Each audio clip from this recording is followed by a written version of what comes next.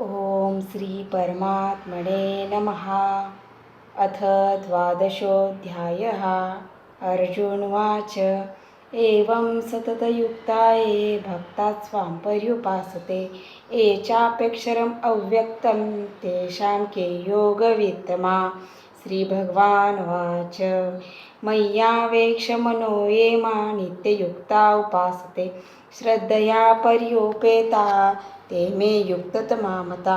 ये त्वक्षरम् अनिर्दिश्यम् अव्यक्तं पर्युपासते सर्वत्र गमचिन्त्यं च कूटस्थम् अचलं ध्रुवम् संयमेन्द्रियग्रामं सर्वत्र समबुद्धया ते पाप्नुवन्ति मामेव सर्वभूतहिते रता। क्लेशोदिक्तरस्तेषाम् अव्यक्ता सत्यचेतसाम् अव्यक्ता हितगिर्दुःखं देहवर्धिरव्यापते। ये तु सर्वाणि कर्माणि मयि सन्न्यस्य मत्परा अनन्यनैव योगेन मा ध्यायन्त उपासते तेषामः समुद्धरता मृत्युसंसारसागरात् भवामि न चिरापार्थ मय्यावेचितचेतसां। मय्येव मनाधस्व मयि बुद्धिं निवशिष्यसि मय्येव अतवृद्धं न संशया।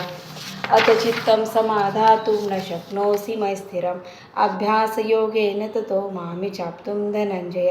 अभ्यासेप्यसमर्थोऽसि मत्कर्म परमो भव मदर्थमपि कर्माणि कुर्वं सिद्धिम् अवाप्स्यसि।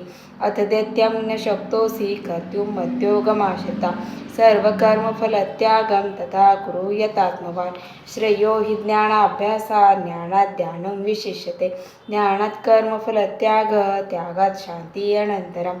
अद्वेष्टा सर्वभूतानां मैत्रः करुणैव च निर्ममो निरहङ्कारः समदुःखः सुखक्षमी सन्तुष्टा सत्तं योगी यतात्मा दृढनिश्चयः मय्यार्पितमनोबुद्धिः यो मद्भक्तः स मय्यप्रियः।